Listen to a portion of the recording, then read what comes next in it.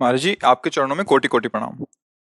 महाराज जी, कई साल वीर्यनाश करके मानसिक रोग से ग्रसित हो चुका हूँ। पिछले 5 महीने से वीर्यनाश नहीं किया है, फिर भी नकारात्मक सोच नहीं जाती। महाराज जी, जोशी ने बताया कि सब शनि और राहु का प्रभाव है। महाराज जी, कोई शनि राहु का प्रभाव नहीं। करो दुष्प्रवृत्तियां और शनि राहु को दोष दो, बेकार की बातें हैं। कोई किसी को सुख दुख नहीं देता, हमारे आचरण ही हमारे को दुख देते हैं। पक्की बात समझ लो।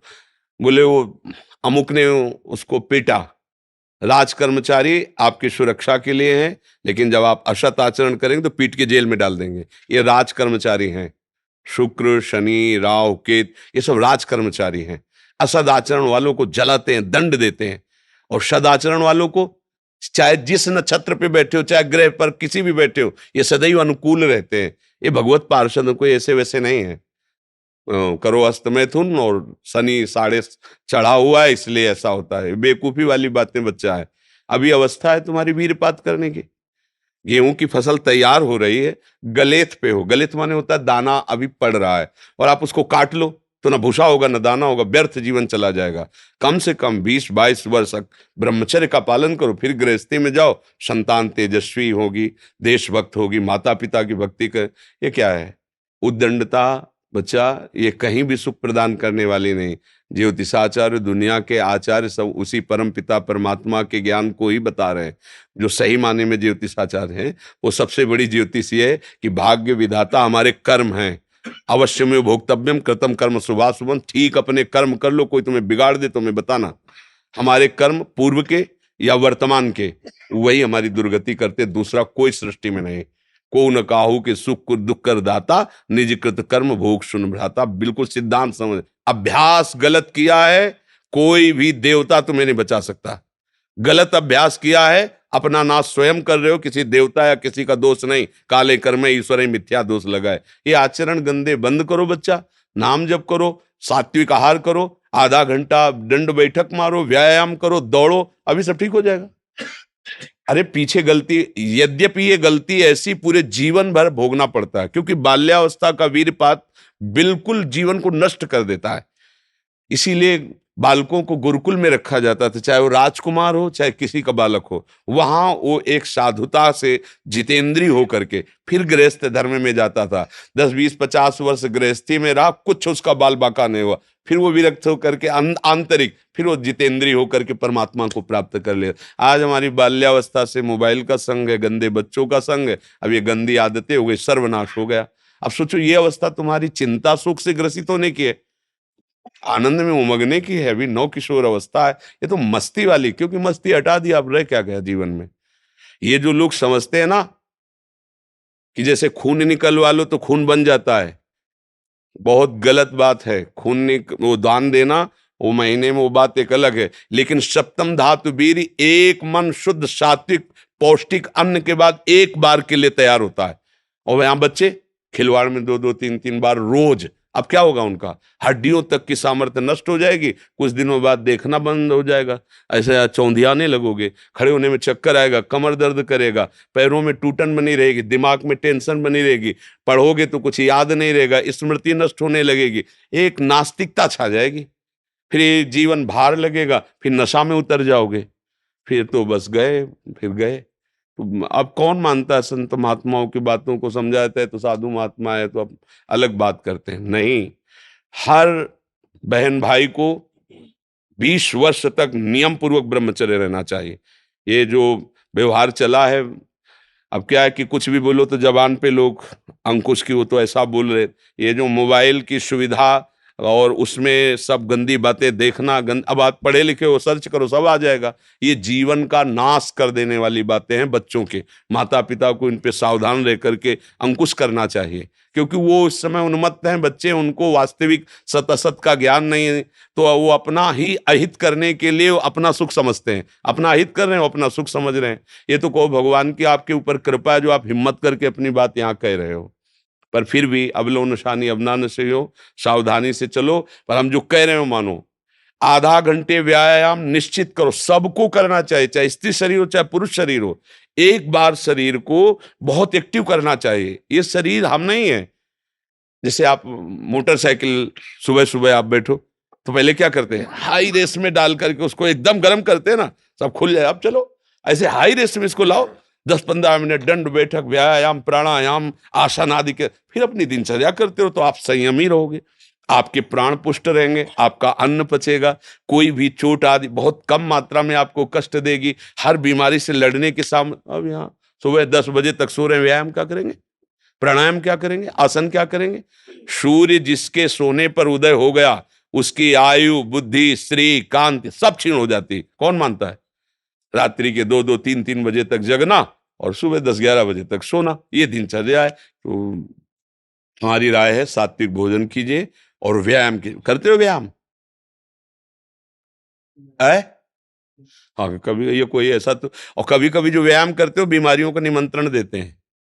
आज आप लगाओ 20 दंड और 50 बैठक और 5 दिन छोड़ दो, पूरा शरीर दर्द करेगा, फिर लगाओ फिर वह दर्द करेगा। रोज अगर नियमित करोगे तो वही पच करके आपके शरीर को पुष्ट करेगा। ये शरीर दुर्लभ बात है, दुर्लभो मानुषो देहो, लेकिन एक क्षण में नष्ट हो जाने वाला है। इसकी दुर्लभता है, संयम नियम से चलकर स्वरूप बोध कर लो या भगवत भजन करके भगवत प्राप्ति कर लो।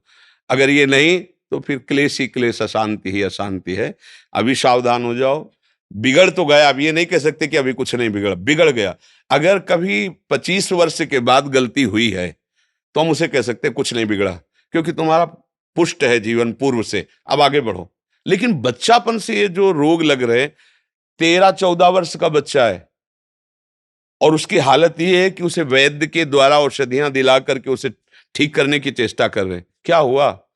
ये 13-14 वर्ष की अवस्था, इसमें तो उधर वृत्ति ही नहीं जानी चाहिए, मस्ती होनी चाहिए, एक अलौकिक मस्ती। ये किशोर अवस्था है, पर आचरण और संग ऐसे हो गए कि अब कैसे कहें। सात्विक आहार करो, व्यायाम करो और थोड़ा भगवान नाम जप करो। माता पिता के चरण छूते हो? नहीं, माता पिता के चरण नहीं छूना, माता पिता की अवहेलना करना, कहां से बुद्धि आएगी? अपने बुजुर्गों को प्रणाम करना, संतों को प्रणाम करना, माता पिता, रोज बुद्धि शुद्ध होती है। प्रातः काल उठ के रघुनाथा, मात पिता गुरु नाम ही माथा, तो ये सब लिखी बातें रह गई। नए नए बच्चे हाय हेलो शुरू है, मिलेंगे तो क्या कहे, पहले कहते जयराम जी की, नहीं गांव में कहते थे राम राम भैया, राम राम कहते, अब क्या कहते, हाय तुम्हारा दुर्भाग्य हमारा दुर्भाग्य। ले बच्चे नहीं कहते हाय, हाय जानते हो कब का, हाय ये हो गया, मतलब बुरे को कहते हैं हाय, और यहाँ शुरुआत में भी कहेंगे कि हाय, कि हमारा तुम्हारा दोनों का दुर्भाग्य है हाय। और पहले कहते राम राम, तो वो भी बोले राम राम भैया राम राम, 4-6 बार नाम हो गया, कितना मंगल नाम हुआ। पहले नाम रखे जाते थे, राम कुमार, शिव कुमार, कृष्णदास, ऐसे। और अब क्या नाम, गप्पू लप्पू, जब तक क्या नाम, मतलब उनका कोई अर्थ नहीं, कोई महत्व नहीं। ये माया का खेल बड़ा विचित्र है, फंसाता चला जा रहा है ऐसी जगह जहां कहीं भी, अरे नारायण नाम पुत्र का रख दिया तो उसको भगवत प्राप्ति हो गई।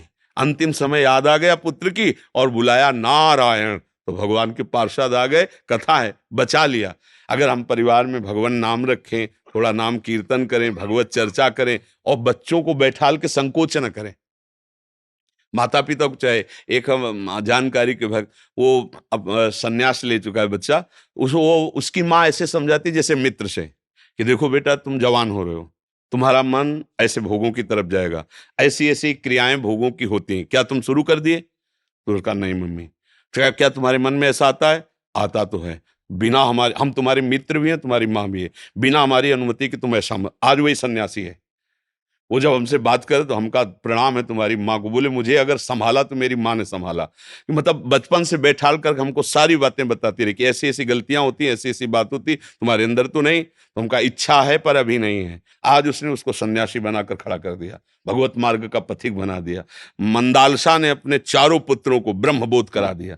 माता पिता का प्रथम रोल होता है। अब वो शर्म लिहाज इसमें क्या करना, बच्चा हमारा गड्ढे में गिरने जा रहा है, हम शर्म लिया, बैठा लो उसको पास में। देखो मोबाइल में गंदी चीजें तो नहीं देखते, गंदे बच्चों को संग तो नहीं करते, अगर आप ऐसा करते हैं तो नहीं करना चाहिए। उनका मैसेज देखें, उनका मोबाइल देखें, उनकी चेकिंग करें, उनकी मानसिकता को समझे। गलत हो गए हो तो उनको प्यार दुलार से, बड़ी कोई बात नहीं, गलती सबसे होती है, सुधार करो, मतलब उसको इतना पुष्ट करो कि वो बोझा ना लादने पावे और आगे निकल जाए। भाई इतनी फुर्सत का है माता पिता, वो अपने ही मनोरंजन से फुर्सत ले, वो अपने ही मन को संभालने में परेशान है।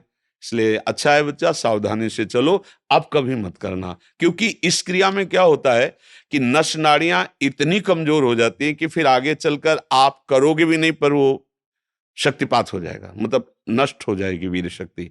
वो आपको ऐसा लगेगा कि हमने तो कुछ किया ही नहीं, और वो ऐसे हो जाएगा। मतलब नस नाड़ियां एक, ये हम अनुभव की बात कहते हैं जो हमसे मिले हैं साधक, कि स्नान कर रहे हैं, कोई हमारी क्रिया नहीं हुई, पर ऐसे हम सोने जा रहे हैं पर कुछ क्रिया नहीं है, ऐसे छू गया तो ऐसे बिल्कुल शक्तिहीन हो जाता है। तो ये अपना नाश करना है। कुछ दिनों बाद नींद आना बंद हो जाएगी, कुछ दिनों बाद दिमाग में निगेटिव केवल रह जाएगा, नकारात्मक सोच रह जाएगी।